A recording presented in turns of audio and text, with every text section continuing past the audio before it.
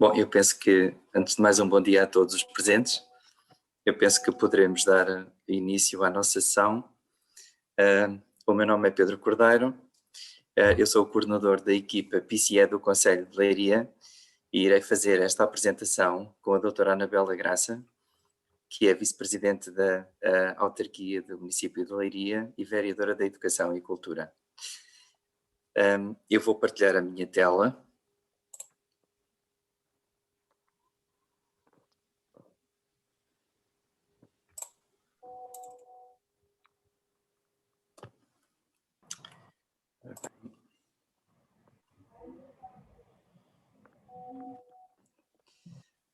Bem. Todos estão a ver a minha tela, a minha apresentação? Sim. Sim. Sim. Sim. Sim. Sim, perfeitamente. Ótimo. Então, vou dar início à nossa sessão de hoje. É com muito gosto que tenho uma plateia tão grande aqui a ouvir-nos, aí tão simpática. Nunca ouvi tanto bom dia seguido na minha vida como hoje, portanto, na verdade, não deixa de ser um sinal da simpatia de toda esta plateia. Muito obrigado pela vossa presença, muito obrigado por terem escolhido este seminário. Nós vamos falar, no fundo, vamos apresentar aqui um projeto que tem sido construído ao longo dos últimos 3 anos no município de Leiria, que se chama Assim Também Sou Capaz. Portanto, a nossa sessão vai ter dois momentos sequenciais. Um primeiro em que a doutora Anabela Graça irá fazer um bocadinho uma resenha, portanto, uma súmula da forma como este projeto nasceu na própria região e, por conseguinte, no Concelho de Leiria, e eu irei apresentar de seguida 20 boas práticas que... Não sei o que é que aconteceu aqui.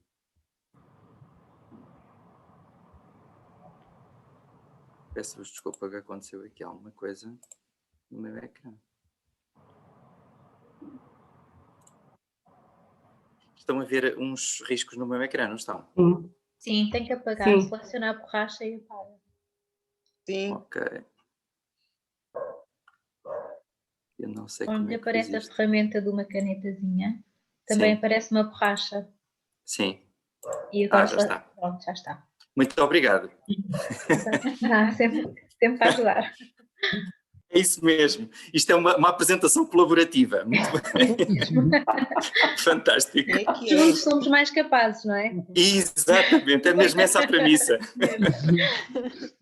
É isso mesmo. Ora bem, então, estava a dizer que ia, de facto, no fundo, nesta apresentação, fazer um trabalho que é o de elencar 20 boas práticas que subjazem à concepção, ao desenho, à implementação e à avaliação de bons projetos na área da educação, no âmbito da prevenção e do combate ao insucesso escolar. Portanto, na verdade, nós, se por um lado vimos apresentar o projeto que está a ser desenvolvido no Concelho de Leiria, por outro, gostaríamos de trazer que esta também fosse que esta apresentação trouxesse uma mensagem pedagógica. E por conseguinte, eu de facto iria aqui, junto de vós, fazer essa apresentação. Portanto, iremos começar por apresentar o território educativo, para de seguida apresentarmos o projeto PCE e depois, dentro do projeto PCE, detalhar o seu modelo conceptual, o seu modelo operacional, o seu modelo de monitorização e algumas daqueles que foram os resultados principais no âmbito da sua avaliação de impacto. Será este um pouco o nosso roteiro, e para apresentar o território educativo da região e Concelho de Leiria, eu passava a palavra à doutora Anabela Graça. Obrigada, Pedro. Muito bom dia a todos e a todas. É um prazer estar convosco. Queria agradecer à organização também o convite que nos fizeram. E como acabaram de ouvir, o nosso mote é este: sim, juntos somos mais capazes. E desde 2018 estamos a tentar cada vez construir de uma forma mais sustentada o nosso plano integrado e inovador de combate ao insucesso escolar, em parceria com 9 municípios. Leiria faz parte da comunidade intermunicipal da região de Leiria, onde temos 10 municípios com equipas multidisciplinares a trabalhar de uma forma integrada, com um modelo de intervenção e, portanto, desde 2018, 2019, estamos a intervir no terreno na promoção do sucesso escolar. No caso concreto do município de Leiria, e aqui temos o coordenador, que é o Pedro Cordeiro, numa equipa de 14 técnicos especialistas em várias áreas, desde psicólogos, terapeutas da fala, mediadores e uma nutricionista, e portanto esta é a equipa que o Pedro coordena. Este projeto foi construído numa base territorial, mas cada concelho teve a sua forma de intervir, isto é, de envolver. Nós acreditamos que só com o envolvimento da comunidade educativa conseguimos ter bons resultados. E desde o início o nosso trabalho assentou numa estratégia muito dinâmica, de um trabalho em articulação com os agrupamentos de escola. Neste caso, em Leiria, nós temos 8 agrupamentos escolares, só 7 é que estão a integrar o Plano Integrado Inovador de Combate ao Excesso Escolar, porque um deles é PTEIP. Portanto, temos 7 agrupamentos escolares e é com eles que estamos a trabalhar, com as direções, com as equipas pedagógicas, com as assistentes operacionais, os professores, portanto, as famílias, e este projeto foi um projeto desde o início que foi pensado e elaborado em conjunto. Isto é muito importante, o facto de, desde o início, a construção ser uma construção envolvente. Assenta essencialmente, portanto, no projeto educativo municipal. Nós estamos numa segunda edição do projeto educativo neste momento, mas na altura em que desenhamos o modelo de intervenção deste plano, tínhamos um projeto educativo que terminou, portanto, em 2017. Já estamos na segunda fase do projeto educativo 18-21 e, portanto, integra-se nas linhas de orientação e na estratégia do projeto educativo municipal, mas também nos projetos educativos dos agrupamentos de escola e, portanto, foi construído nesta lógica, tendo por base instrumentos importantes para nós, que é o Programa Nacional de Promoção do Sucesso Escolar, entre o período 2016 e 2018, portanto, também num diagnóstico de caracterização que foi feito pelo Politécnico de Leiria e, portanto, através deste diagnóstico, da auscultação da comunidade educativa, construímos um modelo de intervenção. E o arranque foi importante, posso-vos dizer, porque vamos sentindo isso ao longo deste processo, porque estamos juntos, é que estamos mesmo juntos, e o sucesso do nosso plano tem muito a ver com o facto de as pessoas se sentirem envolvidas. Portanto, não só conseguimos aqui ao nível da comunidade intermunicipal, e no total temos 10 equipas multidisciplinares a trabalhar nas escolas, com os agrupamentos, que estas 10 equipas são constituídas por 37 técnicos, isto no âmbito da comunidade. No caso concreto de Leiria, nós temos 14, portanto, técnicos. Gostava de sublinhar o sentido da apropriação dos técnicos, dos vereadores da educação, dos municípios, das direções dos agrupamentos, dos professores e educadores, das equipas pedagógicas, das assistentes operacionais, dos alunos e das famílias. Claro que temos a sorte de ter uma boa coordenação, que é o Pedro Cordeiro, que está aqui connosco. E eu estou sempre a dizer isto, porque realmente os projetos têm um rosto. No caso de Leiria, eu acho que os resultados são conseguidos pela genuína dedicação de todos os intervenientes e com uma excelente coordenação. Portanto, esta equipa estabelece relações com a comunidade, porque não é mais um projeto nas escolas.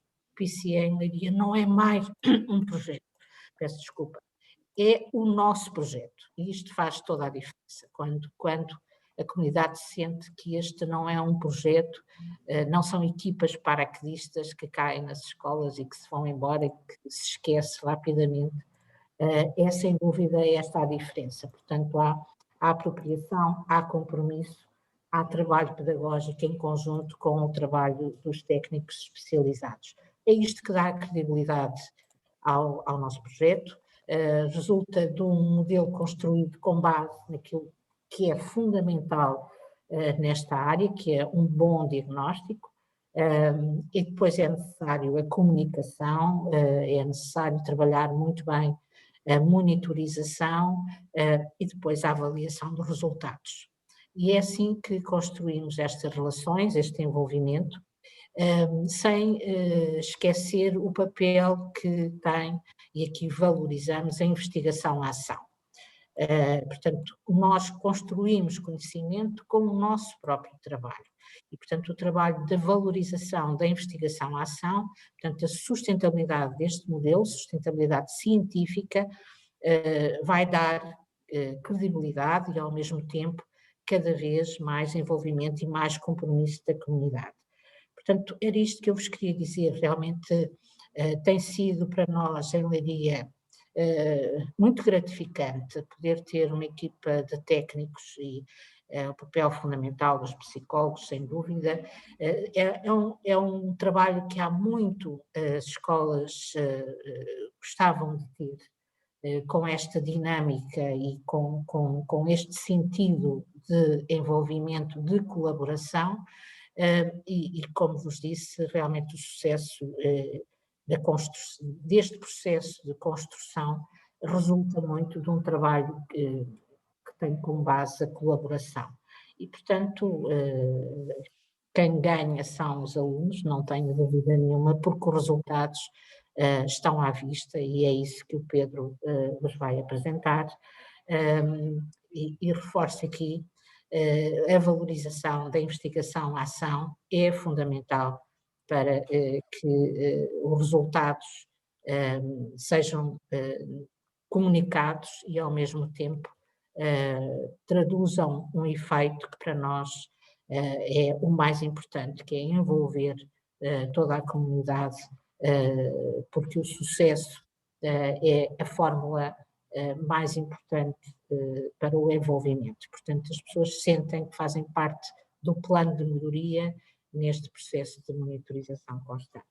Agradeço muito a todos a vossa atenção e passo então a palavra ao Pedro, e muito obrigada, Pedro. Muito obrigado, doutora Anabela. Eu vou tentar então ser breve e vou passar a apresentar, no fundo, os contornos deste projeto à luz daquilo que são, para nós, consideradas boas práticas em termos do desenho destes projetos de intervenção. Pegando nas palavras da doutora Anabela, eu diria que a primeira boa prática que este projeto contou desde o início foi o facto de quando chegámos à escola nos sentirmos desejados.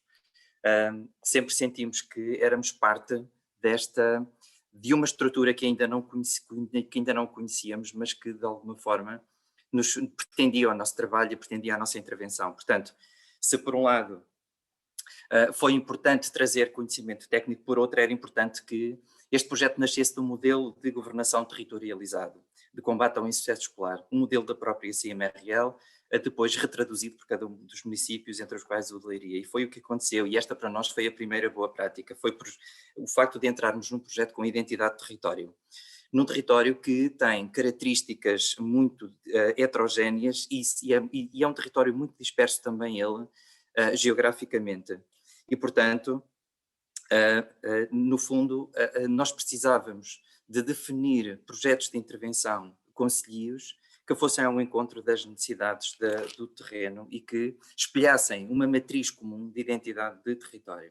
Por outro lado, a segunda boa prática que a doutora Anabela identifica é toda esta estrutura de comunicação vertical e de articulação vertical que se estabeleceu desde o dia 1 entre os diferentes interlocutores das entidades, desde a CIMRL, o município, as direções dos AE, dos agrupamentos de escolas, os parceiros locais, a própria coordenação do PCE e o próprio ensino superior. Portanto, há aqui, digamos, uma cadeia, uma rede colaborativa que começou por diagnosticar as necessidades no terreno e transportou todo o trabalho, toda a dinâmica e toda a devolução dos resultados para um patamar em que todos possuíssem a mesma informação e para um patamar onde, digamos, a intervenção fosse alinhada, coesa e convergente. Portanto, para que isso aconteça, era mesmo importante que todos estes interlocutores estivessem alinhados e, sobretudo, envolvidos nesta missão. E, portanto, consideramos esta a segunda boa prática. A terceira boa prática que identificamos neste projeto é que, no contexto de 14 elementos que compõem a equipa técnica, haver uma figura de coordenação, que eu aqui encabeço com muito orgulho, e estou por isso também muito grato à doutora Anabela por ter depositado em mim essa confiança, mas uma estrutura de coordenação a tempo inteiro que no fundo cria a matriz de intervenção daquilo que irá ser todo este projeto. Portanto, no fundo, o coordenador goza, em primeiro lugar, de uma autonomia relativa face à escola, também relativa face à autarquia, e nessa autonomia consegue pensar o projeto por dentro. Consegue pensar a inovação, consegue pensar uma matriz de relações, digamos, de desenho das próprias relações interinstitucionais, consegue pensar a forma como há de implementar e desenhar a implementação das atividades e avaliar os resultados. Portanto, a figura de coordenação concebida desta forma não só teve possibilidade de definir um modelo conceptual na ligação com o ensino superior, o Instituto Politécnico de Leiria, a Faculdade de Psicologia e Ciências da Educação da Universidade de Coimbra, como também teve a possibilidade de desenhar um modelo operacional, um modelo de gestão da dinâmica e de articulação com os parceiros. E com base nestes modelos foi possível utilizar uma lógica top-down de pensar a partir da teoria todo um conjunto de atividades estrategicamente e a partir delas também produzir conhecimento e investigação. Portanto, era necessário neste caminho que o coordenador regulasse, no fundo, qualitativa e quantitativamente a monitorização deste projeto. Portanto, a coordenação a tempo inteiro é, a meu ver, um elemento-chave de sucesso nesta intervenção e corresponde, neste caso, à terceira boa prática. A quarta boa prática que aqui identifico é, numa lógica mais local, um coordenador que tem 13 técnicos dispersos por 7 agrupamentos de escolas, dificilmente conseguiria, digamos, monitorizar, acompanhar e envolver-se em todas as dinâmicas, em todos os problemas e em todas as operações. E para que fosse possível realmente fazê-lo, o coordenador criou um modelo de liderança partilhada. E por liderança partilhada entenda-se que foram identificados 7 gestores de equipa, em cada por agrupamento de escolas, e esse gestor de equipa tinha de facto, e teve e continua a ter permissão, regular todas as operações e a regular toda a dinâmica processual, portanto, de implementação das atividades no seu agrupamento de escolas. Esse modelo de liderança partilhada, no fundo, foi importantíssimo para articular com as MIAs, com a MIA de cada um dos agrupamentos de escolas, e nós identificámos a figura do interlocutor da MIA como uma figura de chave de comunicação e de interlocução do próprio agrupamento. Também, portanto, considerando que, na verdade, este modelo de liderança partilhada, o seu enfoque é um enfoque nas operações, e ele tem por objetivo garantir, no fundo, a integridade e a fidelidade no modelo de implementação das ações. Portanto, a coordenação a tempo inteiro e o modelo de liderança partilhada são, de facto, duas boas práticas que, a nosso ver, muito contribuíram para que este projeto tivesse sucesso. A quinta boa prática diz respeito à forma como as necessidades são identificadas. Nós gozámos de um relatório, de facto, de caracterização do território educativo da CIM, produzido pelo Instituto Politécnico de Leiria, mas também percebemos qual era o posicionamento do próprio território face ao insucesso escolar, e face ao insucesso, e neste caso mais concretamente à própria retenção e à qualidade do sucesso escolar. Isto remete-me para a quinta boa prática, que tem a ver com o facto de ser necessário identificar necessidades a partir da investigação e a partir do conhecimento empírico. E, na verdade, quando olhamos para o posicionamento da região de Leiria relativamente aqui ao declive tendencial na retenção, percebemos que, se por um lado estamos bem posicionados, por outro, é a partir destes dados que nós conseguimos pensar estrategicamente a intervenção. Portanto, a cultura de dados é um aspecto importantíssimo a manter como premissa, como suporte, como âncora de qualquer bom projeto de investigação-ação. A partir destes dados, nós conseguimos identificar metas, identificar objetivos e metas concretas e quantificáveis, sendo que 75% das intervenções no território nacional não é guiada por metas operacionalizáveis, quantificáveis ou sequer mensuráveis.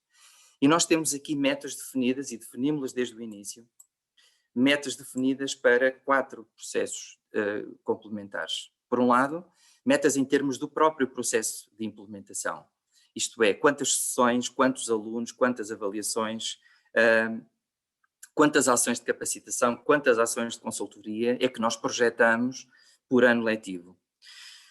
Em termos dos resultados, as metas versaram 2 aspectos essenciais. Por um lado, o risco para o insucesso escolar, por outro lado, o insucesso escolar efetivo e, por outro lado ainda, a qualidade do sucesso escolar destas crianças. Portanto, criámos, aliás, em sede da própria candidatura, foram criadas estas metas transversais e quantificadas. Portanto, a nossa missão era reduzir em 25% o número de alunos com retenção e em 10% o número de menções de insuficiente. Em termos da qualidade do sucesso, aumentar o número de bons e muito bons destes alunos, portanto, a entrada em trajetórias de sucesso em 25%, e em 15% aumentar as crianças que já tinham bons e muito bons, portanto, aumentar em 15% esse número de bons ou muito bons.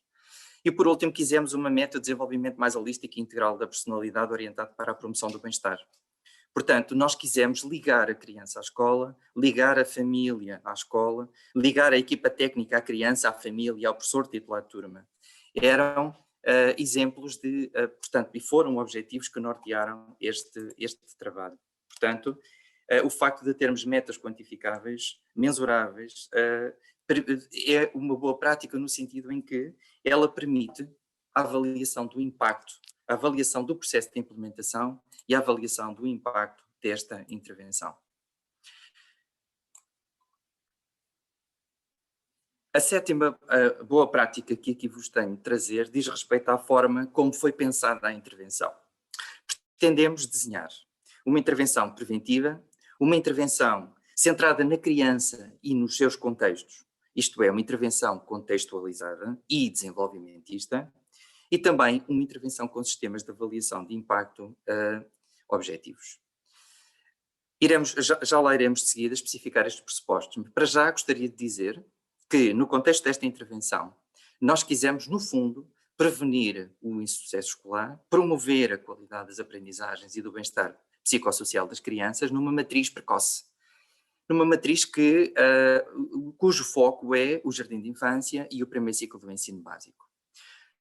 Agora, pretendemos, mais concretamente ainda, dado o contexto de pandemia, apoiar o trabalho de recuperação e consolidação das aprendizagens no âmbito do desenvolvimento emocional, comportamental, da linguagem e do bem-estar psicológico, e através e no seguimento destes objetivos, tentar eliminar barreiras internas e externas à aprendizagem e à inclusão. Portanto, nas dimensões que o próprio Plano Nacional de Promoção do Sucesso Escolar digamos, categorizou como de desenvolvimento pessoal, social e comunitário. Portanto, estamos perante um modelo de holístico, estamos perante um modelo que se foca no desenvolvimento integral da criança, isto é, de acordo the child as a whole. Portanto, nós pretendemos concorrer para o desenvolvimento integral da personalidade destes meninos e, através destas competências que constroem este desenvolvimento, conseguirmos promover o sucesso escolar. Portanto, o sucesso escolar não é um fim em si mesmo, o sucesso escolar é uma ferramenta que nos permite balizar, focar a intervenção e os processos. Por outro lado, quisemos, em termos dos pressupostos desta intervenção, olhar para a investigação, olhar para as teorias que fundamentam esta intervenção e criar, através da intervenção, dados que permitam criar a investigação. Portanto, a nossa lógica é tanto top-down como bottom-up. Por outro lado, quisemos intervir ao primeiro sinal de dificuldade. Quisemos intervir promocionalmente, preventivamente e terapeuticamente. Portanto, é uma intervenção que opera em vários níveis de risco e não só nos níveis de risco. Portanto, no fundo, ao fazê-lo, pretendemos trazer todos aqueles que são os agentes principais que constroem o sucesso escolar e o bem-estar das crianças: a família, o professor, a comunidade, o assistente operacional e os técnicos. Portanto, a nossa intervenção trabalha os contextos proximais, assumindo que o bem-estar e o sucesso é mantido por cada um destes sistemas, dependendo naturalmente, em termos da sua importância, de cada um dos casos. Na verdade, pretendemos dar uma resposta rápida também. E nesta resposta pretendemos que fosse preventiva, já disse, e também intensiva. Sendo que a resposta que pretendemos dar deve ser uma resposta de proximidade. Isto é, a intervenção não é feita apenas na escola, é feita na escola, na comunidade, no domicílio, é feita onde os problemas, de facto, ocorrem. E, portanto, ao fazê-lo também, pretendemos que trazer, no fundo, connosco todos aqueles que nos ajudam a criar soluções, mas ao fazê-lo temos também que pensar cada um dos casos. Não há dois casos iguais e não há um algoritmo que nos permita trabalhar duas crianças da mesma maneira. Porque o risco, os fatores de risco e os fatores de proteção são não lineares. Portanto, nós temos que pensar o caso. Temos que perceber quais são os fatores que predispõem a criança para as dificuldades, que as precipitam e que as mantêm em cada um destes sistemas. E estaremos em melhor posição de compreender as dificuldades, sobretudo de uma forma mais compreensiva, se pelo caminho produzirmos dados e se pelo caminho produzirmos análises e resultados daquele que foi o trabalho e, sobretudo, daquele que está a ser o processo e o progresso nessa intervenção, por forma a que, no final, consigamos avaliar o impacto desta intervenção. Portanto, em termos de, iria fazer aqui um breve roteiro em termos daquilo que é da teoria, no fundo, à prática e da prática à avaliação de impacto. Em termos teóricos, nós socorremos aqui de 3 modelos teóricos de base: as abordagens à prevenção multinível, os modelos adaptativos de prevenção e o modelo de resposta à intervenção. Com base nestes 3 modelos, criámos um referencial teórico que dá sustentabilidade científica à intervenção. E esta, para nós, é a 8ª boa prática deste projeto, a sua ancoragem científica. E esta ancoragem que aqui vos falo é uma ancoragem teórica, é uma ancoragem baseada no conceito e numa filosofia, uma abordagem, num esquema conceitual que nos permite olhar para o fenómeno do insucesso e do abandono escolar precoce. Portanto, na verdade, nós quisemos criar um modelo conceitual unificador dos próprios processos de investigação-ação. E aqui uma premissa que desde logo foi muito clara para todos nós, é que nós temos que dar mais a quem mais precisa. Isto é, o tipo, a intensidade e a frequência das intervenções deve ser dada, no fundo, em função daquilo que a criança precisa, em função da forma como também a criança responde a intervenções de nível inferior em termos de intensidade. Portanto, mais uma vez, temos que personalizar os programas de intervenção. E ao fazê-lo, quisemos fazer um trabalho difícil, que foi o de tentar perceber ou melhor, reconhecer desde logo que os fatores de risco são complexos, são múltiplos, são são intrincados e por isso era preciso criar uma matriz de intervenção categorizada em função do risco, em função do nível de risco que a criança de facto mantém. Portanto, nós quisemos olhar para o risco de diferentes formas e intervir de forma consentânea com esse nível de risco. E para isso foi preciso desenhar um modelo multinível. Desenhámos esse modelo conciliando o modelo multinível de acesso ao currículo com o modelo multinível de prevenção em saúde.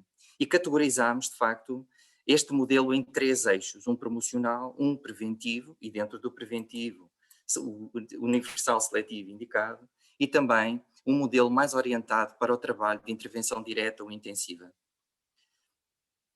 Era muito importante darmos, de facto, estrutura à intervenção.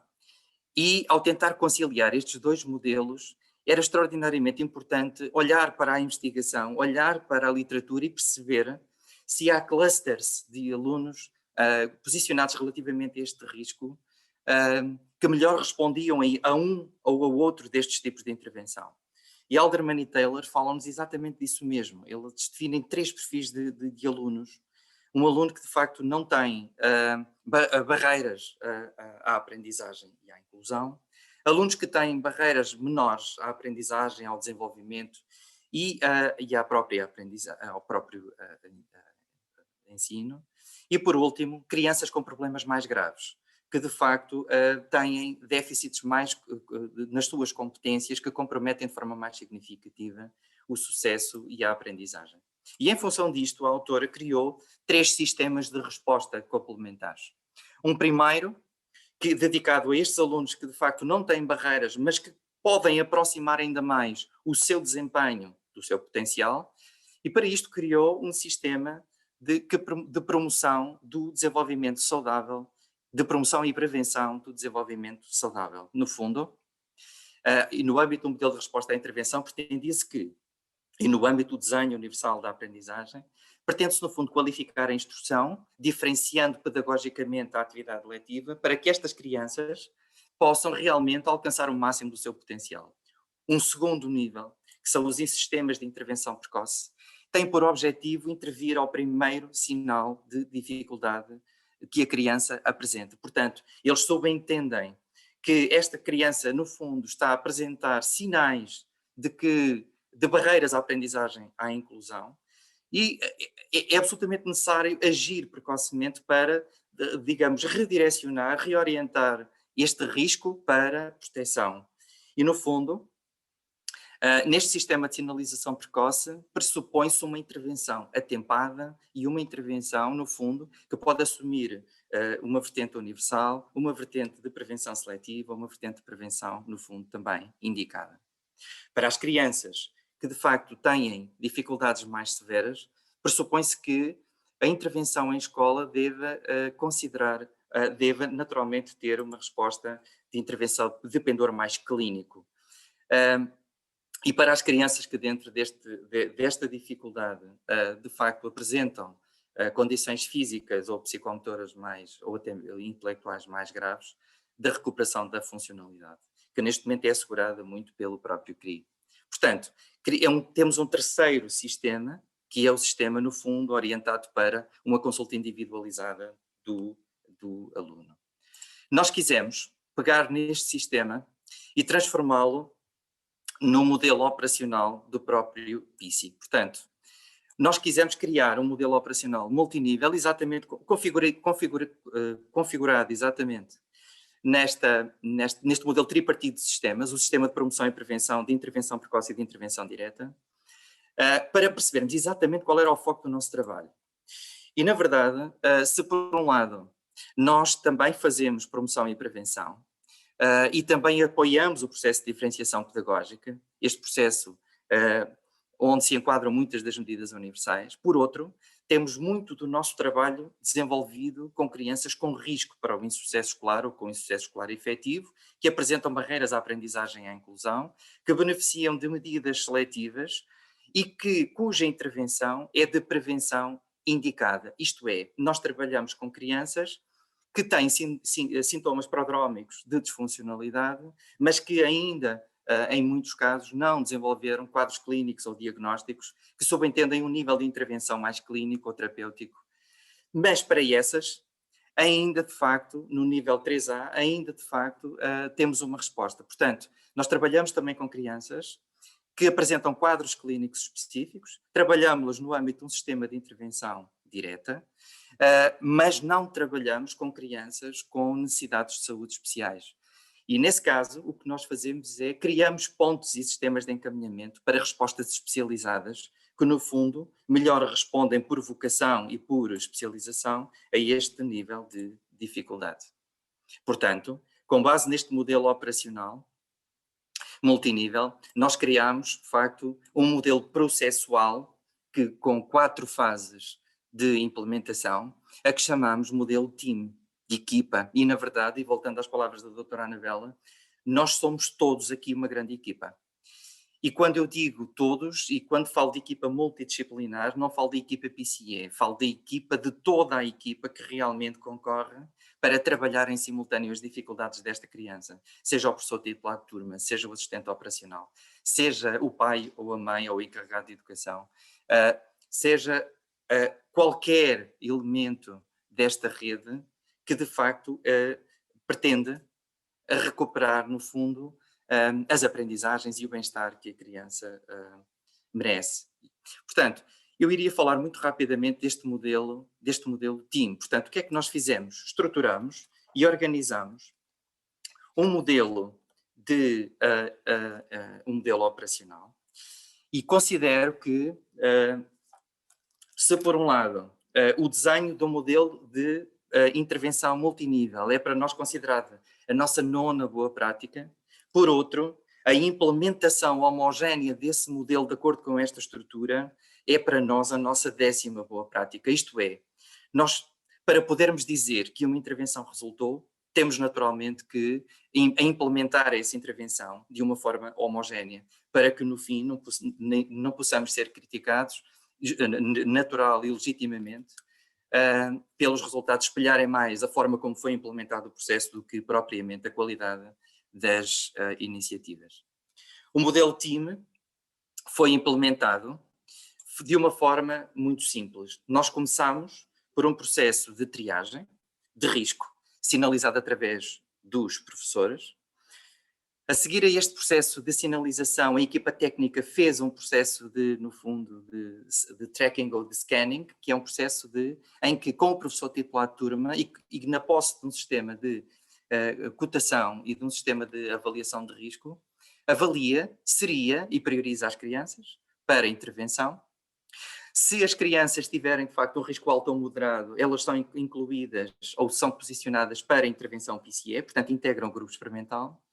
E se, de facto, apresentarem um risco baixo, ou entram em lista de espera, ou então são encaminhadas para uma outra resposta da comunidade. As crianças acompanhadas começam por ser avaliadas na fase 3 explorar.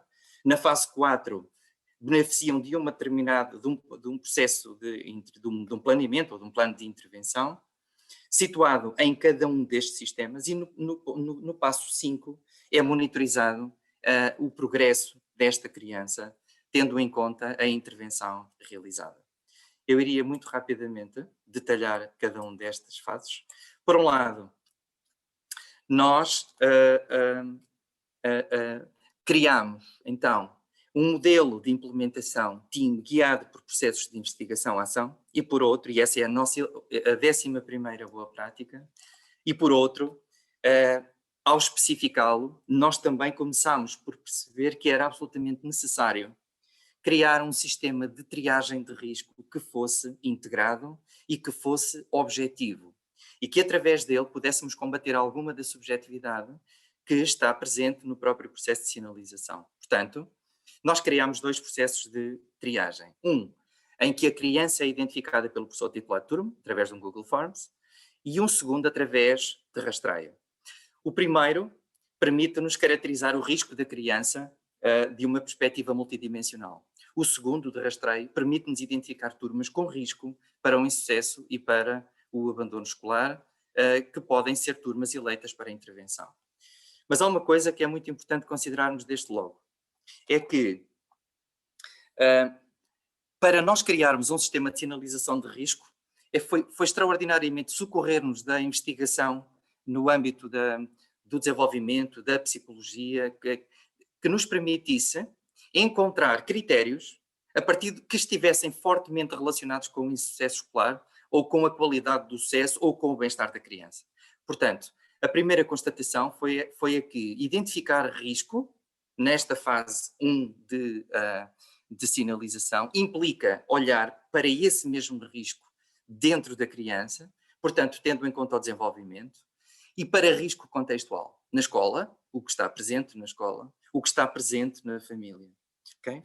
E, portanto, através destes indicadores, nós conseguiríamos criar uma matriz de compreensão e análise das dificuldades de cada criança, muito integrada e muito compreensiva. E com base nesta matriz, nós conseguimos criar um sistema que nos permite, ou que nos permitiu, olhar para o nível de risco da criança. Portanto, se por um lado nós identificamos risco de uma forma sistémica, por outro, criamos também um sistema de cotação deste mesmo de risco, de screening deste mesmo risco, a partir do qual nos foi possível traçar um nível de risco para cada uma das crianças. Okay? Portanto, este nível de risco permitiu-nos, de seguida, seriar estas crianças para intervenção. Permitiu-nos priorizar a criança por área de especialidade.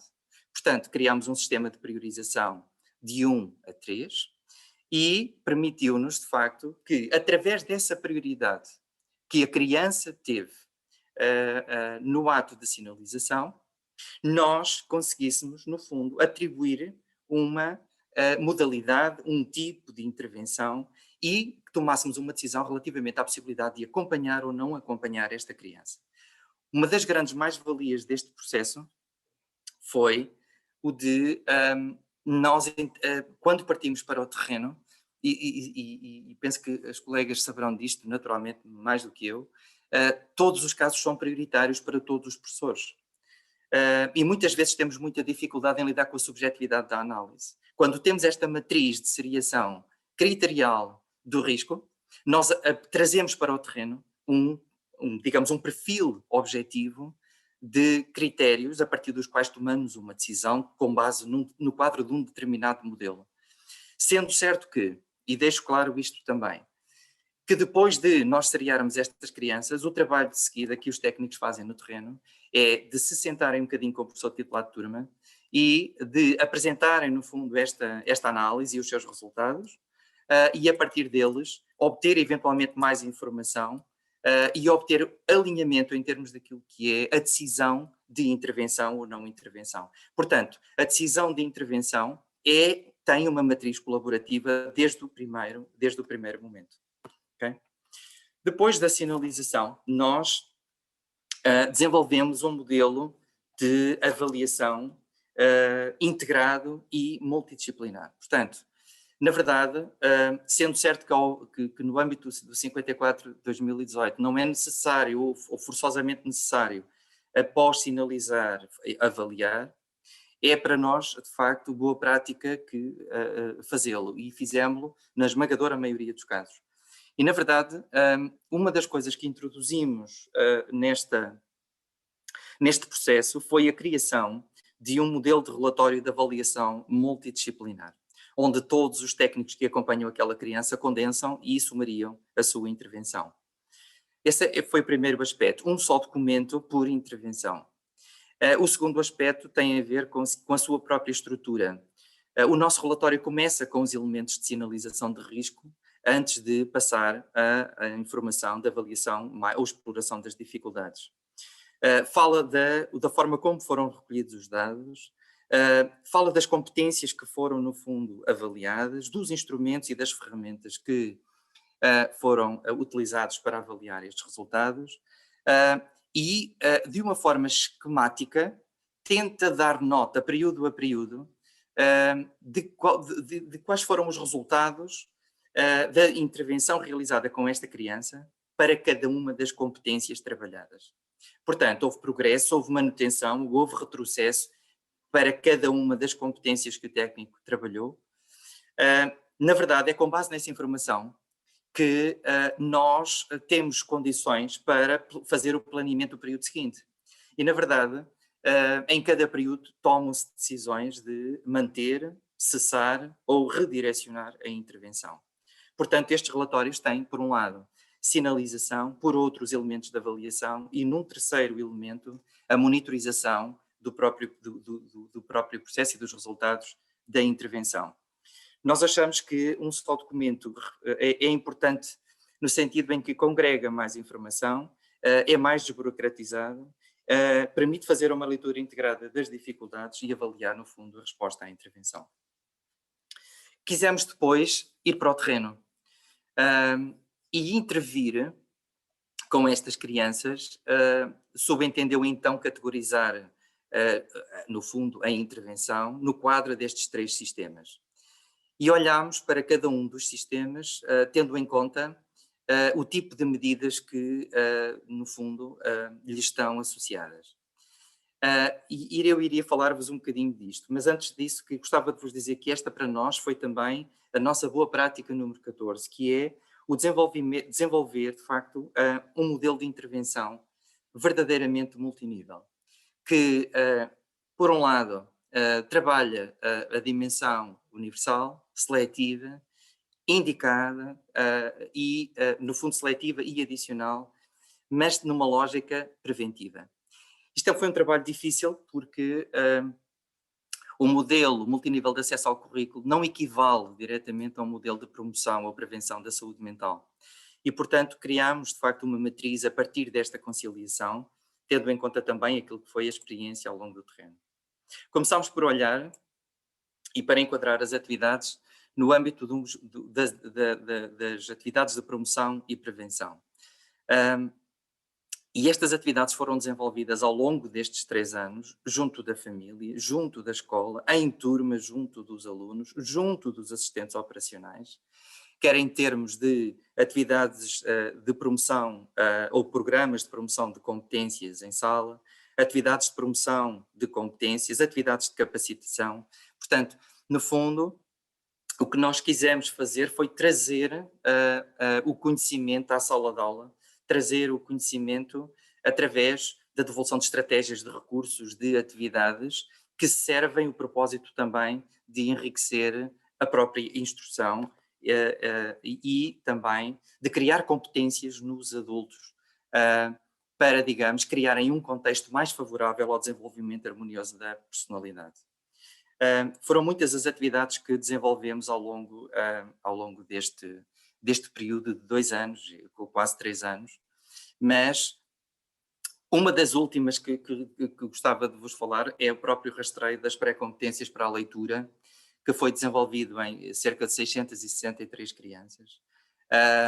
E a partir dele, mais uma vez volto atrás, que o rastreio foi orientado cientificamente pela Faculdade de Psicologia, dele resultou a identificação de necessidades junto de turmas, como há pouco vos falei, foi feito um processo de devolução personalizado dos resultados à família e agora será feito um programa de promoção de competências, e ele sim já seletivo, que vos irei falar à frente. Portanto, é muito importante que a intervenção universal sinalize, seja o farol, no fundo, também daquilo que são as necessidades de intervenção técnica especializada.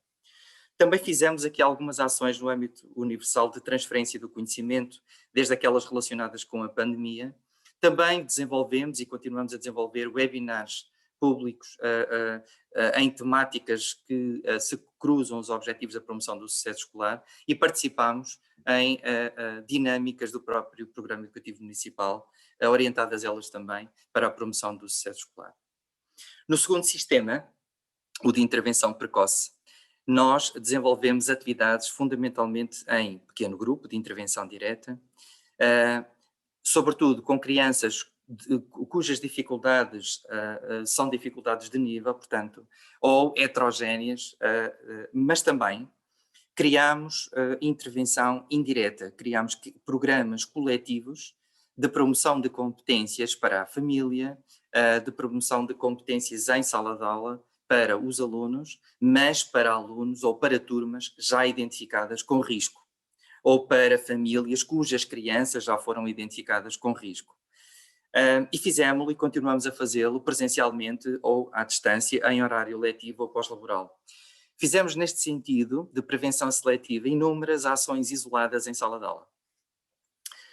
E na verdade, estas ações, com licença, estas ações refletem um equilíbrio entre aquilo que são intervenções pontuais e intervenções estruturadas.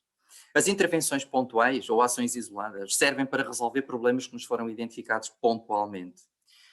Servem também propósitos de capacitação específicos em contexto. As intervenções estruturadas referem a necessidade de desenvolver competências ao longo do tempo na criança ou na família. 2 exemplos são o Programa de Intervenção em Competências de Leitura e Escrita, o PICL, que foi desenvolvido exatamente nas turmas que foram identificadas com risco a partir do rastreio, e as famílias, limites e outros palpites, que são grupos que é uma intervenção feita junto de grupos de pais, cujas crianças foram identificadas, de facto, com risco para o insucesso escolar.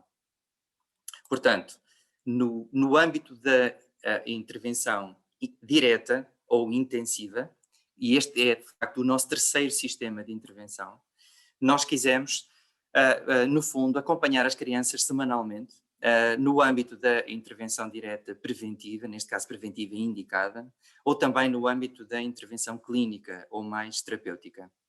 E quisemos, de facto, e fazemos-lo ao longo portanto, de todo o ano letivo, em sessões individuais, com o aluno, com a família, em pequeno grupo ou individualmente, mas também fazemos um processo de consultoria em contexto ao professor. Isto é, não penso que haverão poucas sessões em que, após terminarem, não se farão 15, 20 minutos, ou às vezes até bastante mais, com o professor, no sentido de dar feedback, receber feedback e monitorizar e avaliar progresso. E esta é uma boa prática de articulação, a não se ver. Portanto, na verdade, este trabalho é extraordinariamente importante, mas quisemos fazê-lo sem, no fundo, dilapidar a criança dos seus tempos livres. Isto é, nós não damos sessões em intervalos, portanto, o intervalo e o tempo livre da criança é 100% respeitado por parte da nossa equipa. E, na verdade, um outro aspecto da colaboração entre o professor titular de turma e a equipa é o facto de, quando a criança recebe uma intervenção terapêutica ou uma intervenção individualizada, o professor faz exercícios ou consolida conhecimento, mas não faz aprendizagens novas. Portanto, este aspecto também é importante. Depois deste processo de intervenção, nós sempre sentimos, desde o dia 1, que era absolutamente crítico avaliar a implementação e o impacto das ações no terreno. E, portanto, esta constitui-se como a 15ª boa prática que hoje vos aqui quero trazer. Construir, de facto, um sistema de monitorização eficiente que, no fundo, não seja comprometedora do próprio processo de implementação, isto é, não retire tempo desnecessário, útil para que o técnico faça o que tem verdadeiramente que fazer no terreno, que é intervir junto das crianças e dos contextos, e portanto ele tinha que ser de alguma forma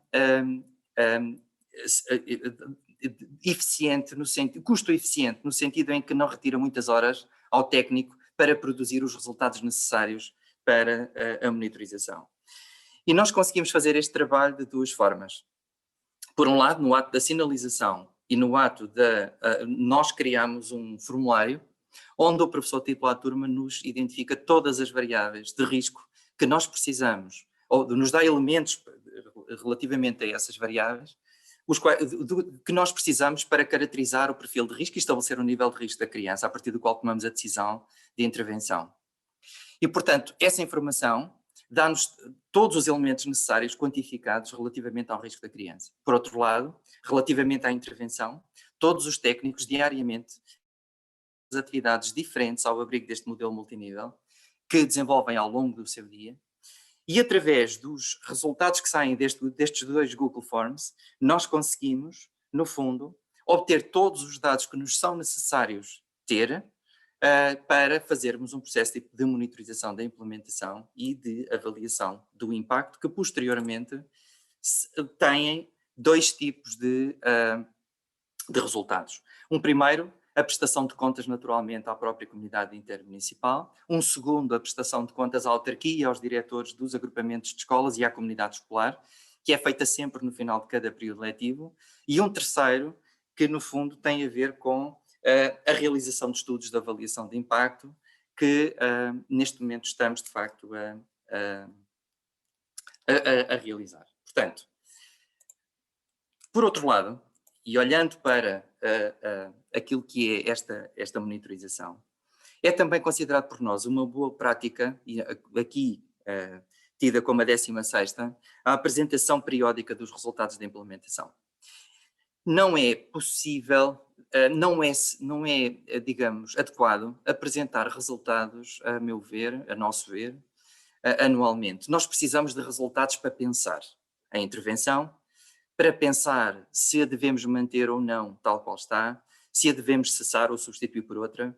E, portanto, esta apresentação deve ser periódica. Nós fazemos a apresentação trimestral, portanto, geralmente no final de cada período letivo. Trabalho invisível, trabalho bem feito, mas invisível, é um trabalho que não é sustentável. E não é sustentável porque os nossos interlocutores não reconhecem a sua instrumentalidade para tomar decisões educativas, para, no fundo, definir políticas educativas. E, portanto, nós precisamos de mostrar, de facto, a utilidade, a relevância deste trabalho no terreno, mas também precisamos, de, através dos resultados que produzimos, garantir a sua sustentabilidade.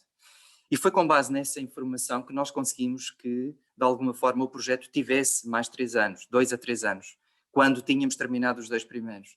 Porque, na verdade, houve um reconhecimento da importância do trabalho desenvolvido, tendo em conta os seus resultados.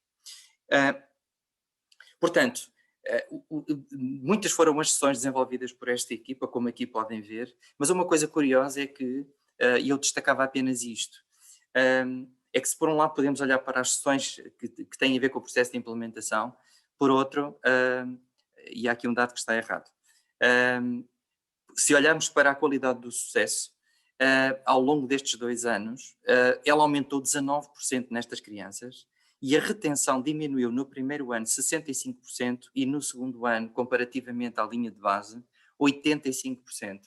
O que é, desde logo, um indicador extraordinariamente importante para percebermos que o trabalho multidisciplinar produz também quantitativamente um impacto no sucesso escolar, na transição-retenção. Por outro lado, e este tem a ver com o estudo de avaliação de impacto que neste momento estamos a desenvolver, quisemos também olhar para a forma como o risco se relaciona com o insucesso e como o risco se relaciona com a própria intervenção. E uma coisa que desde logo foi muito clara nesta intervenção foi que o risco se relaciona de uma forma extraordinariamente significativa entre si, e esse aspecto diz-nos que estas variáveis são de facto verdadeiramente importantes e devem ser tomadas em conta no planeamento da atividade pedagógica e técnica. E, por outro lado, se olharmos para as variáveis, algumas destas variáveis, designadamente aquelas que dizem respeito à dimensão mais relacional do sucesso escolar, são exatamente estas, que mais se relacionam com o padrão de sucesso, insucesso escolar e qualidade do sucesso.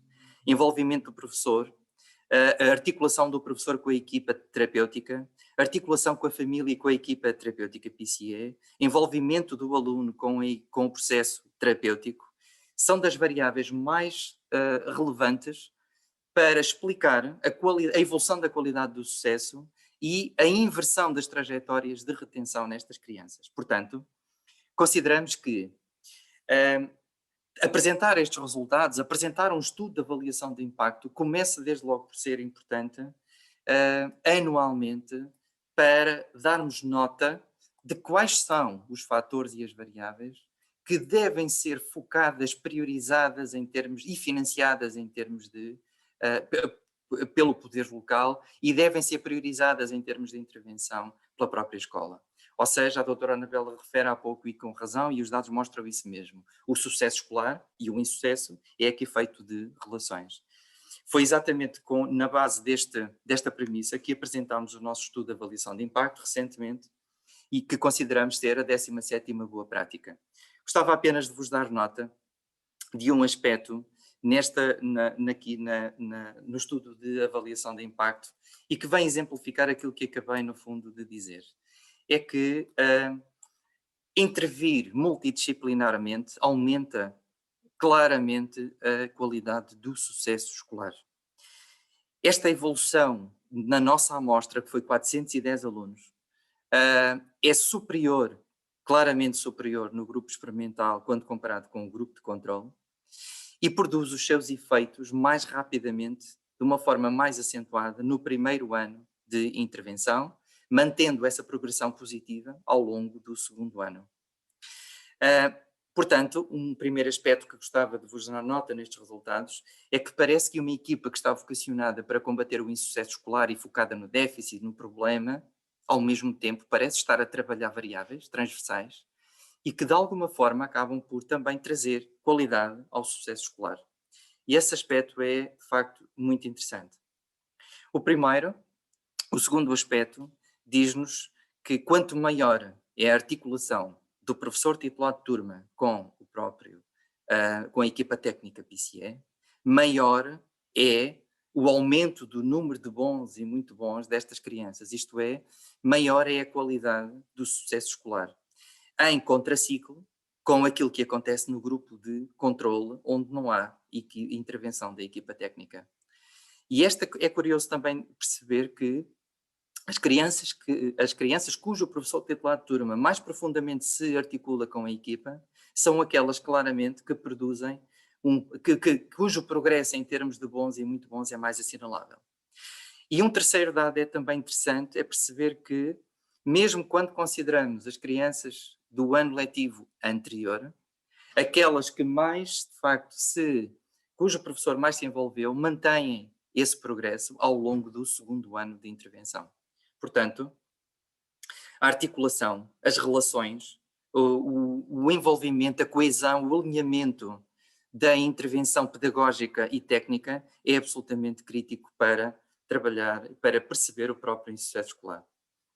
E por último, quisemos também olhar um bocadinho para o risco e a retenção.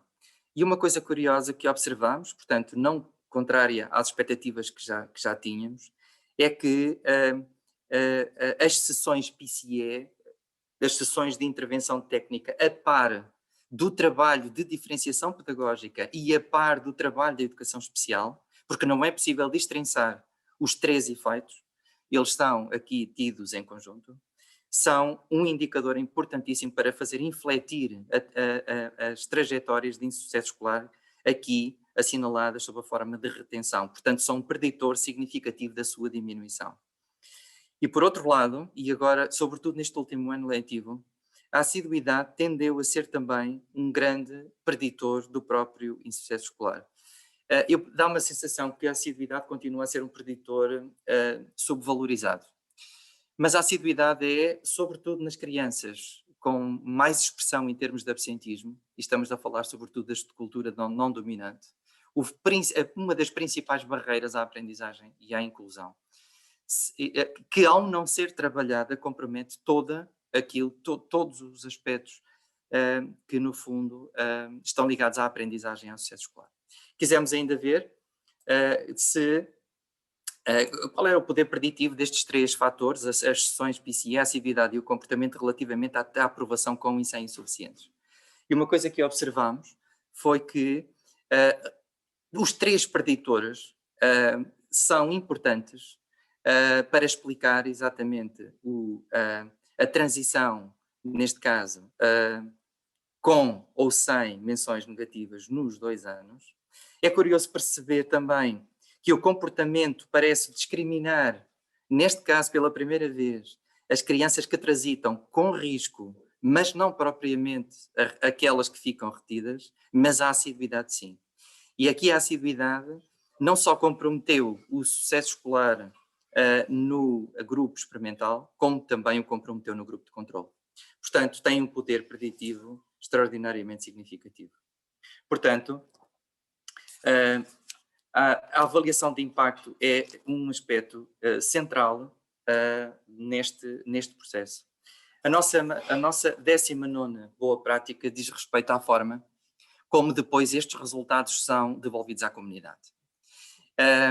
E nós tentámos ao longo destes 3 anos criar um bom plano, um plano estruturado de comunicação interna e externa, através do qual nós tentámos que a comunidade validasse, se envolvesse, se vinculasse e aprendesse com a informação e com os dados. E através do feedback que recebemos da comunidade, tornarmos este processo bidirecional e recíproco. Também nós muito aprendemos com o feedback, muito aprendemos com a reflexão conjunta e colaborativa dos resultados que acabamos de apresentar. Portanto, mais uma vez, é no contexto das relações que se constrói uma matriz de compreensão e análise das dificuldades, que é feita por mais ângulos e, por conseguinte, mais compreensível. Portanto, nós colaboramos em eventos, alguns dos quais científicos, onde este se inscreve. Tentamos disseminar muito desta informação nas próprias redes sociais, na imprensa, e criamos recursos pedagógicos, recursos técnicos que apoiassem e enriquecessem a prática letiva. Nós quisemos, no fundo, que esta comunicação fosse de facto periódica e que, no fundo, trouxesse ao terreno digamos, uma compreensão sistemática do que está a acontecer por parte desta equipa. Este tem sido um dos aspectos mais agraciados pelas próprias direções dos agrupamentos de escolas, que nos dizem que estão sempre inteirados, é-lhes sempre comunicado, é-lhes sempre solicitado quando um novo procedimento vai para o terreno. E, portanto, e referem muitas vezes a humildade que de facto a equipa tem no terreno. Nós não podemos e nunca partimos da premissa que vamos para o terreno ensinar. Nós vamos para o terreno ensinar e aprender. Vamos para o terreno, no fundo, compreender colaborativamente e desenhar soluções articuladas. No futuro, pretendemos que a nossa 20ª prática, no fundo, crie uma maior abrangência em termos daquilo que é a coesão territorial, a matriz, digamos, e a identidade deste projeto para a região de Leiria, aqui estendida à região de Leiria. E por isso, pela primeira vez, e eu acho que esse aspecto deve ser enaltecido, foi possível desenhar um programa intermunicipal de potenciação do sucesso escolar, de promoção do sucesso escolar, que resultou na candidatura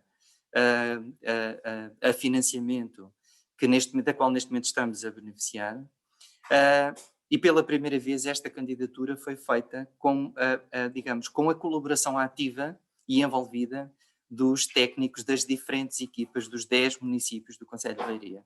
Acho que isso é notável. Devo também aqui um agradecimento à comunidade intermunicipal da região de Leiria por ter permitido esta possibilidade e aos 10 vereadores da educação que de facto muito têm validado connosco em reunião esta premissa. Portanto, na verdade, termino dizendo que o sucesso se por um lado o nosso projeto inicialmente se chamava Sim, Também Sou Capaz, por outro, neste momento todos nós percebemos que sim, também somos capazes, porque juntos somos mais capazes.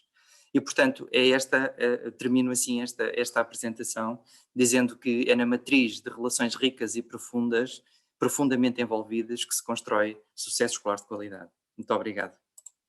Eu não sei se agora há questões.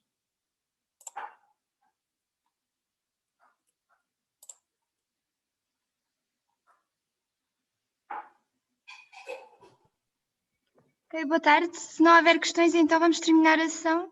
Se tiver toda a gente de acordo.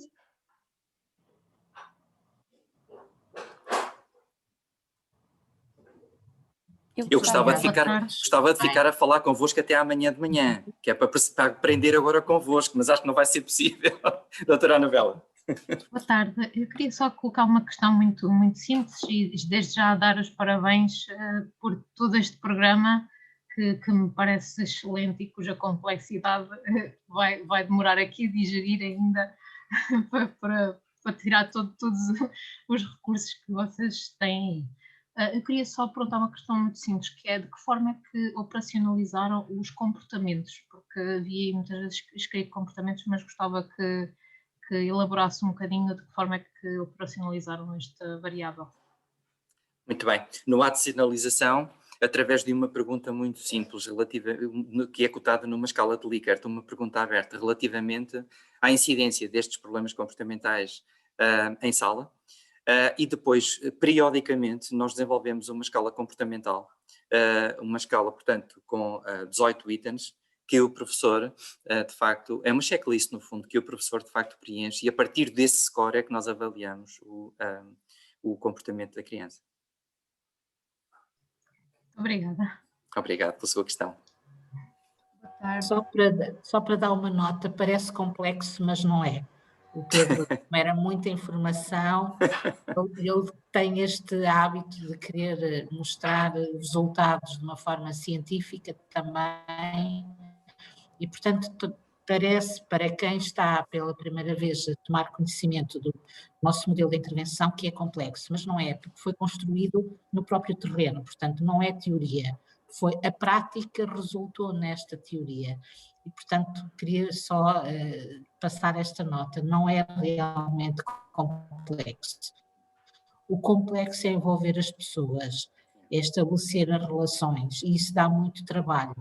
E eu penso que é isso que nós estamos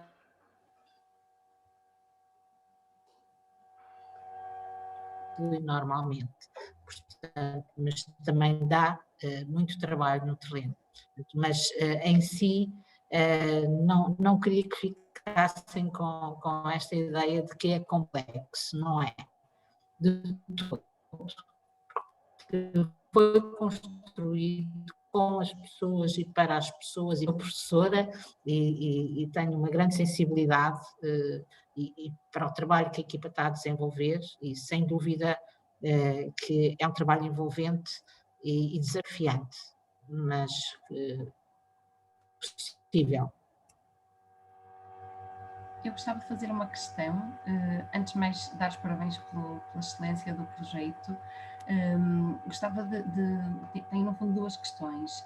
Uma primeira é se todo este projeto e todo este protocolo de avaliação e intervenção está em algum documento fundamentado. Eu vi várias referências, mas não consegui anotá-las e, portanto, até para aceder um bocadinho às práticas de intervenção, perceber se ele está de facto publicado, não é? Eu percebi que algumas coisas estão submetidas para publicação, mas se for possível disponibilizar essas referências seria ótimo.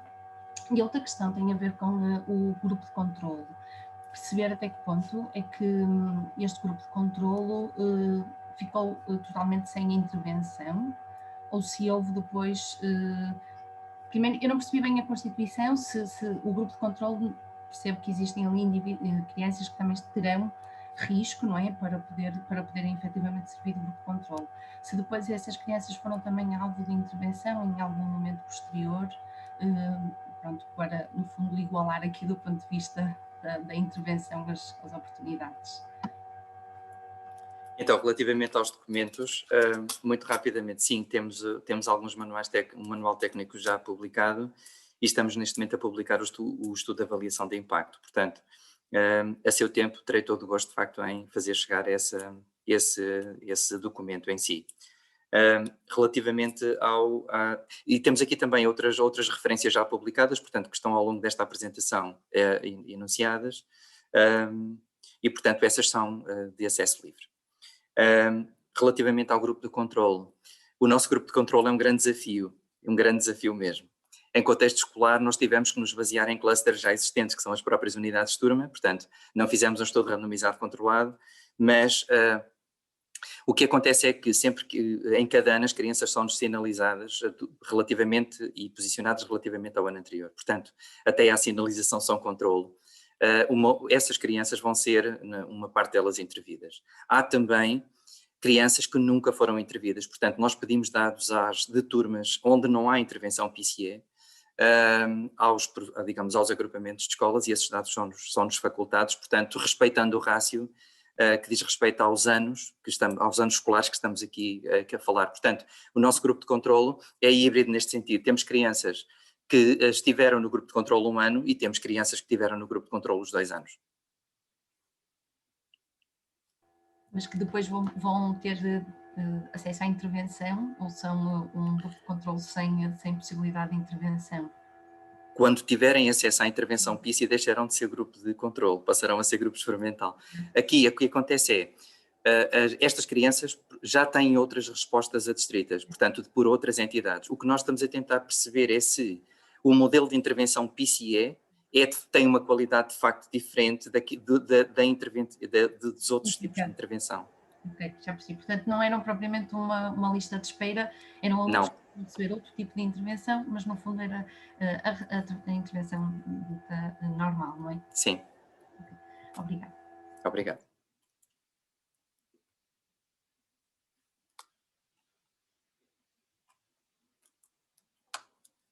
Há uma coisa que eu gostava de terminar dizendo também, que é esta. Há pouco falámos da complexidade do modelo. Eu acho que falar deste modelo durante 1 hora é uma loucura, porque ele é muito grande. Portanto, eu tentei de facto esquematizar, mas há uma coisa que também vos quero dizer. Eu falei de 20 boas práticas, mas nem todos os projetos têm estas 20 boas práticas, ou não têm sequer estas, têm outras que eu não enunciei, ok? Portanto, nem se trata de afirmarmos este projeto sobre qualquer outro que é desenvolvido no terreno. O que eu acho é que isto parece-me quase uma coisa modular, não é? Portanto, vamos olhar para... Nós temos que pensar em intervenção. E pensar em intervenção significa olhar exatamente para a realidade, para os contextos, para as respostas, para a criança, para os contextos familiares e desenhar modularmente uma intervenção com boas práticas que sejam relevantes para essa intervenção especificamente. Portanto, estas foram aquelas que fizeram sentido no conceito de Leiria e tendo em conta os nossos agrupamentos. Não quer dizer que sejam exatamente as mesmas noutros contextos, nunca poderão ser as mesmas em contextos onde há menos recursos, naturalmente. Portanto, o que eu aqui quis trazer foram aquilo que, no fundo, são ingredientes ativos daquilo que me parece que constrói o sucesso na intervenção. Aquilo que são os nutrientes desse sucesso. Alguns deles, naturalmente. Portanto, nem todas as intervenções têm que seguir esta fase, este modelo, de forma nenhuma, nada disso. Mas há coisas que, sendo feitas com estrutura e pensadas de uma forma sequencial e implementadas de uma forma coesa, tendem a produzir, de facto, resultados mais profundos. Portanto, foi um bocadinho esta a mensagem que vos quis aqui trazer. Boa tarde a todos e até uma próxima.